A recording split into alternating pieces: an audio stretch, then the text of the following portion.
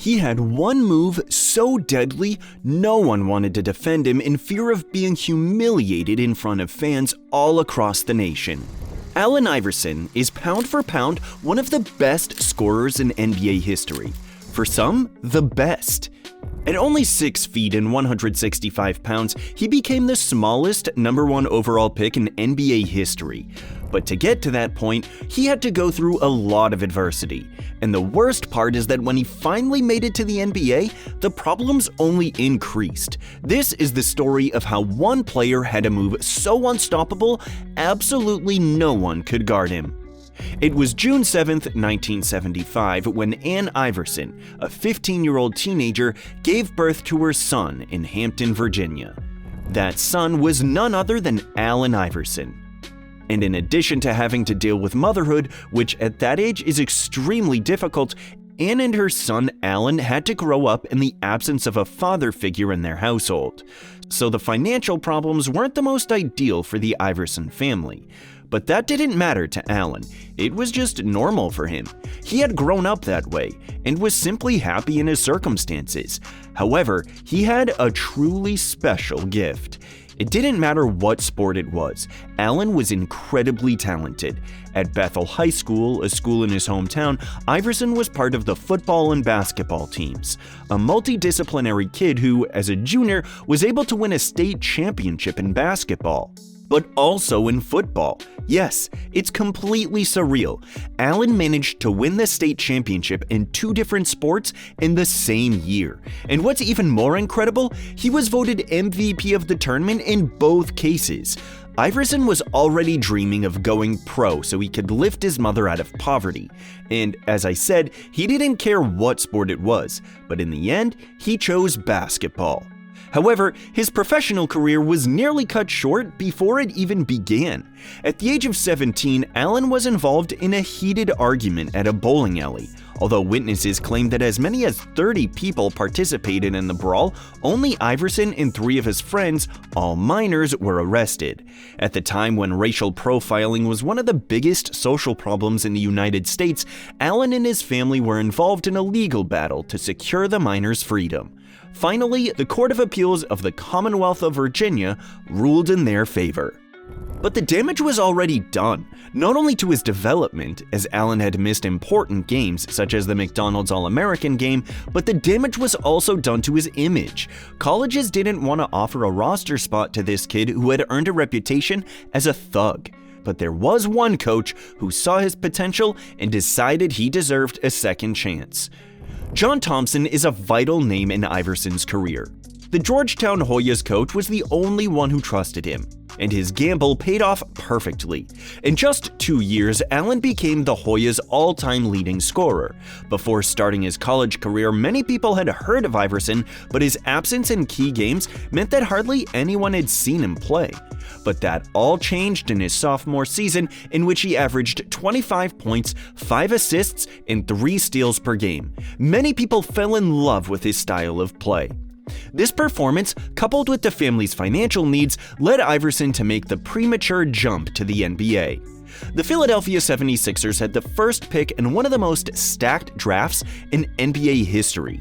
The class included future MVPs like Kobe Bryant or Steve Nash, as well as future All-Stars like Ray Allen, Stephon Marbury, Jermaine O'Neal, or Peja Stojakovic. But Philly's management didn't hesitate, because Allen Iverson became, as I said at the beginning of the video, the shortest #1 overall pick in NBA history. There in Philly, he built his fortress and called it home. Since his rookie season, fans fell in love with Iverson's game. His deadly crossover was simply unstoppable. Not even Michael Jordan was able to stand in front of him. His directional changes were unpredictable, and his insistence on pushing the limits of the rulebook was influenced by moves that looked like they were straight out of street ball. People could relate to this giant slayer who had the build of a normal-sized person, yet was able to dominate on NBA courts. Averaging 23.5 points per game, Iverson became Rookie of the Year in an unprecedented class, but he was still far from his potential. The person who was able to unlock that potential was one of the most important coaches of his career. We're talking about Larry Brown. The 76ers coach, as soon as he took the job, knew that Iverson had not been used correctly. Yes, Allen was only 6 feet tall, but that didn't have to mean he had to play point guard. Larry decided to try him at shooting guard, and that's when his career really took off. At just 22 years old, Iverson won his first scoring title and finished 4th in the 1999 MVP race. His shooting volume was enormously high, and the team seemed built to give him absolute freedom. In fact, the Sixers began to build a storied defensive team. Eric Snow, Aaron McKie, Theo Ratliff, Dikembe Mutombo, a young Raja Bell. Philadelphia played with a style that was very evident. They weren't potent on offense, so they had to be tough on defense. And thanks to a regular season in which they managed to win 56 games, Allen got the first MVP of his career. With averages of 31.1 points and a league-high 2.5 steals per game, Iverson wrote his name in the history books. He had a signature performance in the 2001 NBA playoffs. There, he not only led the Sixers to the finals, but also upset the Lakers in Game 1 with an unforgettable play at the Staples Center. Yes, this play was none other than his disrespectfully iconic crossover on Tyronn Lue. Here's Iverson. Lue, the defender, stays right with him. Allen wants to go. Wants the baseline. Fade away. Yes! He's way too good. He steps around Lue and drilled it.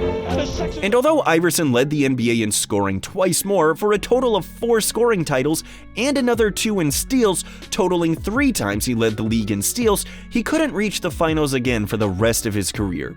In fact, his career began to be influenced by many external factors that were imposed by a person who, in a way, didn't want to see Allen succeed. We're talking about David Stern. The former NBA commissioner not only forced Iverson to throw away his potential career in hip-hop during an era when that genre wasn't so well regarded, he also tried to suppress his image with harsh dress codes that went against the fashion Allen felt comfortable with. It was the era of the do-rag, the tattoos, the sleeves, the baggy pants, and the braids. Or that was the reality in the streets of a nation where a musical genre that would dominate the world was being forged. Allen Iverson was the first NBA player to try to express his style, both on and off the court, and Stern's restrictions only increased the tension between them.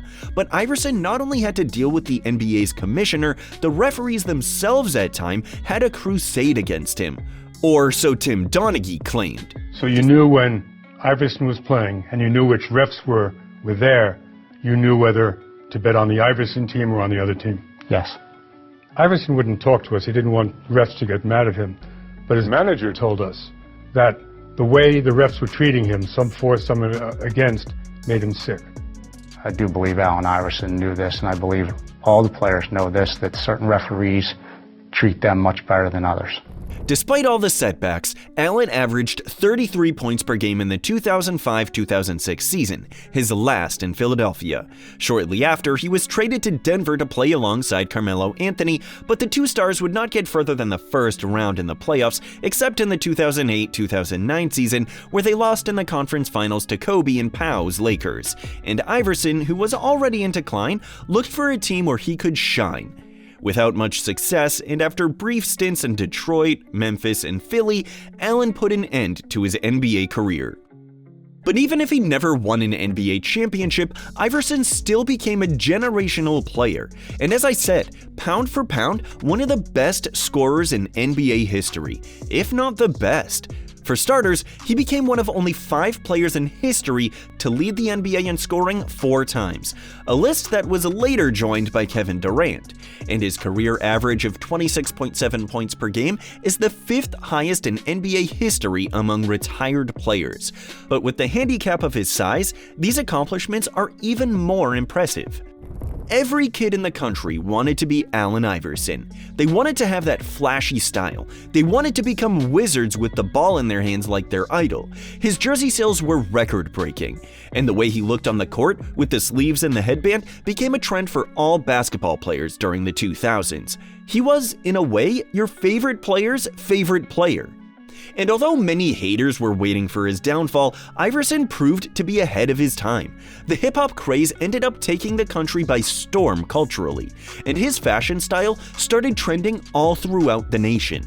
His influence on and off the court ended up changing the aesthetics not only of the NBA, but of the entire basketball world. That's why I can say that, in my opinion, Allen Iverson is one of the most influential players in NBA history. But if we're talking about influence, we have to talk about Dirk Nowitzki, that legendary forward who only needed that one-legged, patented fadeaway to destroy the entire league. Coincidentally, I made a video on him recently. Go ahead and check it out.